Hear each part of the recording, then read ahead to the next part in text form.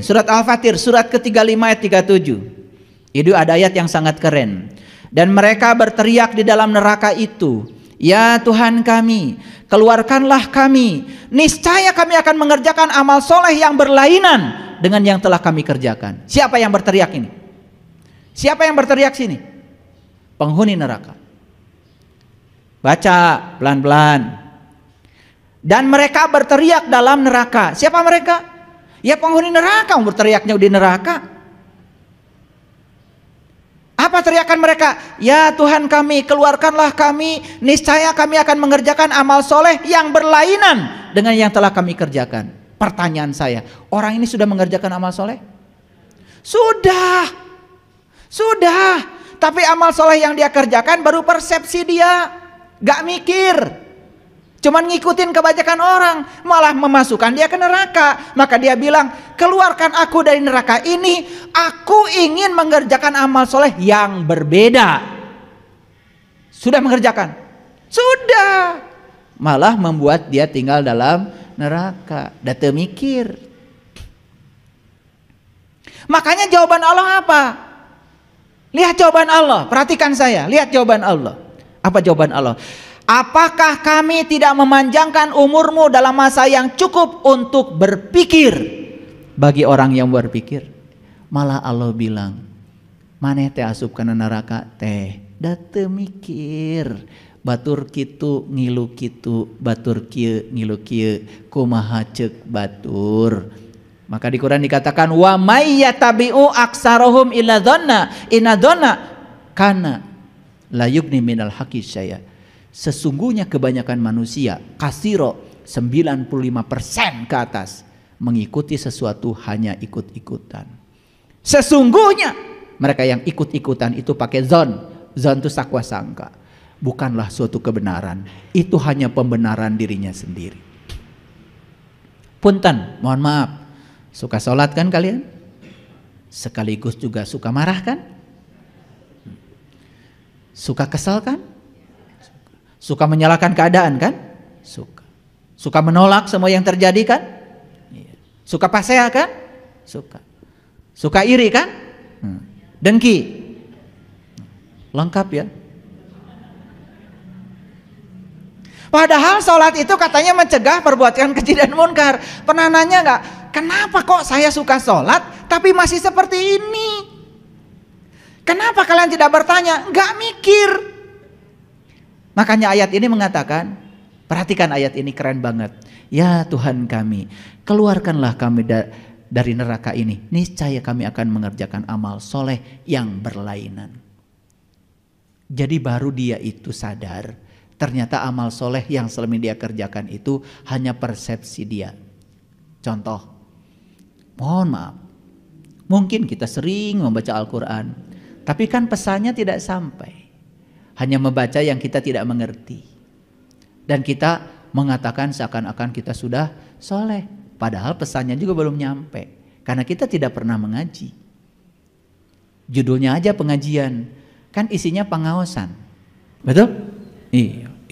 Judulnya pengajian, tapi nggak ada kajiannya. Ngaos we teras. Ari mengkaji mah berarti memahami, menganalisis, mengevaluasi, sampai tingkatan mensintesa. Ini mau diapakan barangnya? Bismillahirrahmanirrahim, gimana prakteknya dalam hidup itu, mensintesa namanya. Nah itu diperlukan keterampilan berpikir. Itulah pentingnya kita berpikir. Maka kata Nabi, berpikir adalah awal kebaikan. Ini yang hebat tuh jawaban Allah di sini. Coba renungkan kalimatnya. Ketika diminta dikeluarkan dari neraka, apa jawaban Allah? Tidakkah aku memanjangkan umurmu dalam masa yang cukup untuk berpikir? Mikir atuh cek Allah teh ari maneh teh ka mana wae. Gitu. Bahkan yang kedua jawaban Allah, tidakkah datang kepada kamu seorang pemberi peringatan? Ini kan lucu. Pertanyaannya, ya Allah keluarkan aku dari neraka. Niscaya aku akan mengerjakan amal soleh yang berlainan. Ya kan? Makanya nerakanya itu pasti sekarang. Rek irang ngomeanana atau nerakana jaga mah. Makanya di Quran jelas, fa ammal ladina syaku fa finar lahum fiha zafirun wa saikun. Neraka adalah tempat di mana kamu masih bernafas. Jadi oleh karena itu maka Allah untuk menyelesaikan pertanyaan orang ini disuruh mikir. Hebat gak? Ketemu ya? Nah, kenapa saya bisa menjelaskan begini pada kalian? Kenapa? Karena saya mikir. Jadi sebelum saya sampaikan, saya mikir heula. Jadi keren kan? Coba pertanyaannya, ya Allah keluarkan aku dari neraka ini, aku akan menjalankan amal soleh yang berbeda dengan yang aku sudah lakukan. Karena amal soleh yang dulu cuma persepsiku dan membuat aku masuk ke dalam neraka. Paham? Kata Allah, sok atuti ayeuna maneh teh mikir. Dengan berpikir maka dia akan menemukan amal soleh yang baru. Oh, geningan amal soleh teh beda. Cek Quran mah lain cek urang. Ketemu jawabannya di Quran surat Al-Kahf ayat 110. Man kana yarju liqa'a rabbih falyamal amalan solihan. Barang siapa yang ingin jumpa dengan Tuhannya, lakukan amal soleh. Oh, berarti amal soleh itu berarti cara untuk berjumpa dengan Tuhan. Pantas saya masuk neraka karena saya nggak tahu cara jumpanya. Saya pikir amal soleh itu ngasih sumbangan. Saya pikir amal soleh itu ya ngasih uang sama orang miskin. Itu namanya amalun hasanah, amal kebajikan. Sedangkan amal soleh itu khas di Quran. Makanya orang yang sudah mendapatkan amal soleh disebutnya juga solihin, orang yang dapat nikmat. Masuk akal? Kenapa masuk akal? Karena mikir. Saya sampaikan kajian ini setelah saya analisis sampai tingkatan sintesa. Saya kalau mikir, maaf ya, jadi saya itu sudah belajar yang namanya ilmu pengembangan keterampilan berpikir. Saya kalau mengembangkan keterampilan berpikir dari mulai mengingat, memahami, menerapkan, menganalisis, mengevaluasi sampai saya sintesa. Jadi itu adalah hierarki berpikir. Saya kebiasaan setiap hari begitu. Jadi kalau saya punya pengetahuan disintesa dulu di sini. Makanya saya kalau ngajar di kelas, ngajar fisika, misalkan ngajar mata kuliah listrik, mekanik, apapun, magnet, saya tidak pernah baca bawa buku. Saya tidak pernah bawa buku. Rumus-rumus itu sudah keluar aja dari otak saya karena semua sudah disintesa. Di sini disintesa. Bukan sekedar dipahami, tetapi sudah dianalisis. Bahkan sudah saya praktekkan di laboratorium. Jadi kalau saya mengatakan pada mahasiswa, anak-anak, kalau saya mengalirkan listrik pada suatu kabel, maka di sekitar kabel itu akan ada medan magnet. Saya buktikan, saya simpan jarum kompas di bawahnya, maka jarum kompas menyimpang di bawah arus listrik. Bagaimana saya tidak bisa menjelaskan? Itu sudah menjadi karakter saya. Kalau saya menjelaskan, sebetulnya cara menghasilkan listrik gampang. Kumparan diputar aja dalam medan magnet. Saya bikin prototipenya. Kumparan diputar dalam medan magnet permanen. Maka dia akan terjadi yang namanya gegel induksi. Disebut namanya hukum Faraday. Saya sudah mengalami hukum Faraday. Bukan menceritakan Faraday. Saya sudah mengalami sendiri hukum Faraday-nya. Bahwa GGL itu dihasilkan oleh perubahan fluks medan magnet. Saya uraikan rumus-rumusnya. Kadang-kadang masuk katanya sama saya, kok Bapak tuh bisa hafal semua rumus? Dikiranya saya menghafal. Padahal saya mensintesa. Nah, kalau pengetahuan sudah sampai pada tingkatan sintesis, itu baru pengetahuan itu sudah milik kita. Apapun. Jadi oleh itu maka Quran pun disintesis, disintesa di sini. Disintesa dulu sebelum disampaikan pada orang lain itu dilihat dulu tali temalinya. Makanya ayat ini keren nggak? Keren kalau dijelaskan. Makanya mintanya dikeluarkan dari neraka. Tapi Allah bilang, kamu akan keluar dari neraka, kira-kira begitu, kalau kamu bisa mengubah persepsimu terhadap amal soleh yang kamu persepsikan. Dan kamu akan menemukan amal soleh yang baru kalau kamu mulai berpikir. Cukup sampai di situ? Tidak, kata Allah. Aku akan datangkan kepada kamu seseorang yang akan memberikan peringatan kepadamu. Keren sekali. Solusi bukan itu? Jadi ternyata di Quran itu setiap pertanyaan ada solusinya.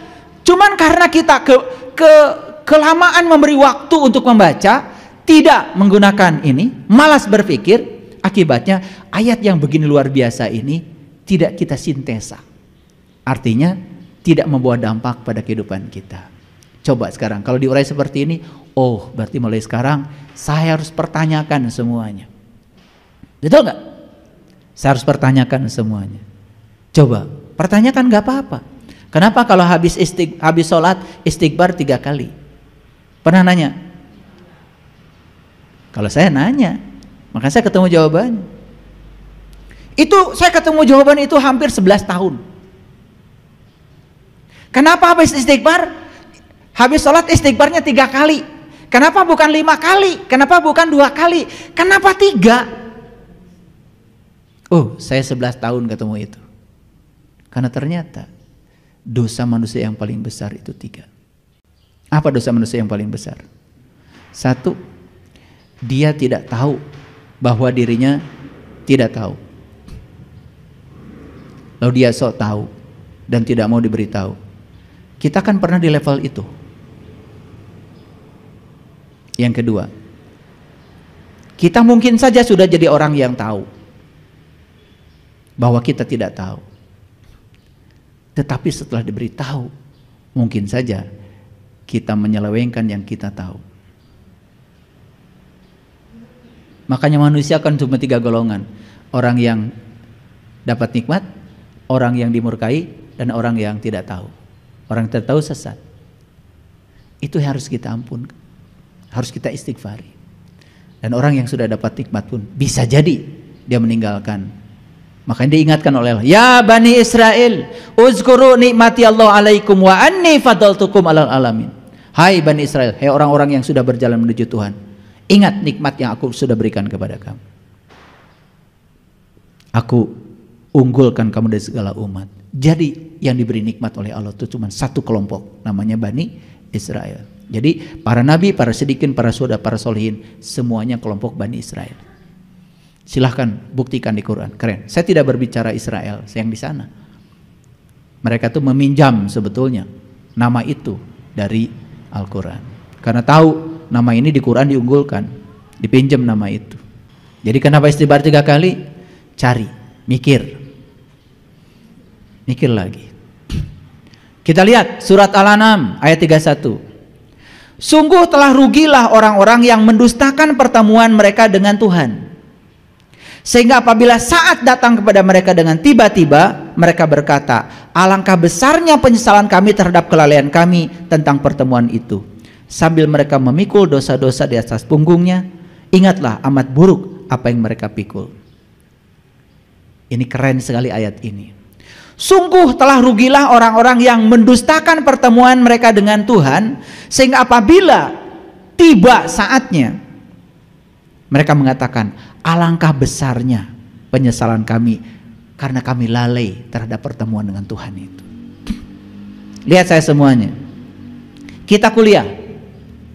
Tiba-tiba dosen ngasih ujian. Yang kita sesali ujiannya atau tidak belajarnya? Bukan ujian yang disesali, tidak belajarnya. Duh, nyesel deh, saya nggak belajar dulu, tiba-tiba sekarang harus ujian. Begitu dibutuhkan, baru kita nyesel. Itu sa'ah namanya. Bagtatan, tiba-tiba. Bagtatan itu tiba-tiba. Begitu mati, tiba-tiba datang. Tiba-tiba. Duh, nyesel. Kenapa ya saya dari dulu tidak cari ilmu untuk belajar mati sebelum mati. Saat kematian datang, poek, mongkleng, buta rajin, gelap gulita, bingung mau pulang kemana. Maka dia menyesal. Rugi saya. Mau nggak masuk kelompok ini? Sok atuh. Badai irhadei, dah hidup mah di sini saat ini sekarang. Makanya di dalam Quran surat Al-Kahfi dikatakan, sombonglah orang yang mengatakan bahwa besok masih ada waktu. Hidup di sini saat ini sekarang. Isukan macantang tu, komo nu ngesebel mah sejarah hungkul. Tiasa diulangi kurang.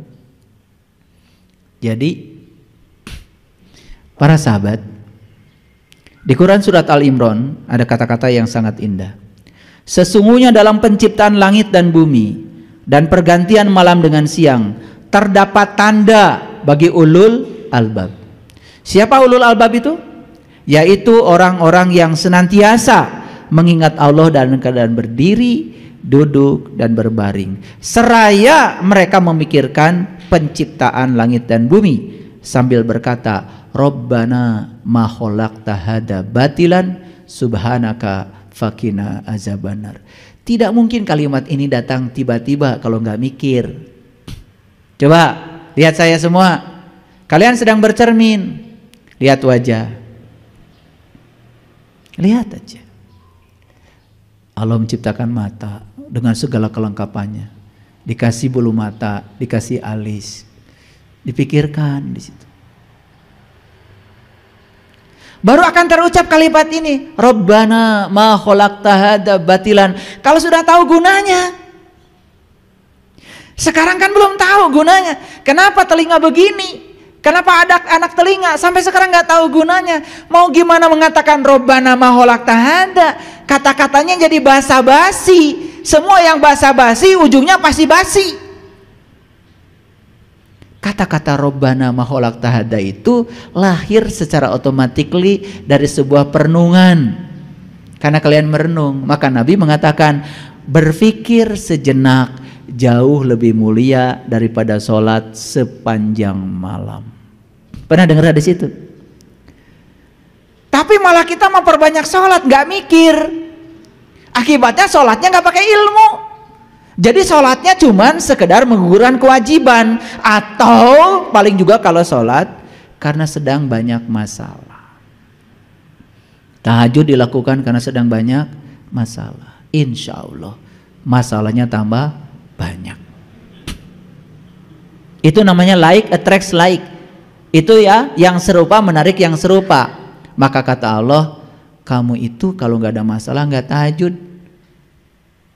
Baru tahajud kalau ada masalah. Maka kata Allah, aku perbanyak masalahnya biar tetap tahajud. Itu namanya like attracts like. Itu hukum tarik menarik. Kan gitu, kalian tuh baru sholat duha kalau lagi rezeki seret. Makanya makin sering duha makin seret rezekinya. Kalau mau duha, duha saja, jangan dikaitkan dengan rezeki. Kalau mau tahajud, tahajud saja, itu namanya ikhlas. Biar Allah yang ngasih hadiah. Jangan mengaitkan kebaikanmu dengan muatan-muatan yang ada dalam dirimu sendiri. Wa ahsin kama ahsanallahu ilaika. Berbuat baiklah kamu sebagaimana Allah berbuat baik kepadamu. Karena Allah berbuat baik pada kamu bukan karena kebaikanmu, tapi karena cinta kasih Allah yang luar biasa. Itulah ibadah di tingkat mahabbah. Orang yang ibadah tingkat mahabbah sudah tidak butuh pahala, sudah tidak takut dengan neraka. Beribadah kepada Allah semata-mata karena Allah, bukan karena surga dan neraka. Itu yang disebut dengan mukhlisin. Paham sampai situ? Jadi mulai sekarang sudah mengerti yang menyebabkan setiap manusia menderita, celaka, masuk ke dalam neraka gara-gara tidak mau berpikir. Oleh karena itu, mari kita gunakan fasilitas yang luar biasa dari Allah itu supaya kita mulai membiasakan berpikir. Karena berpikir adalah awal kebaikan. Shadaqallahul adzim. Barakallahu li wa lakum. Assalamualaikum warahmatullahi wabarakatuh.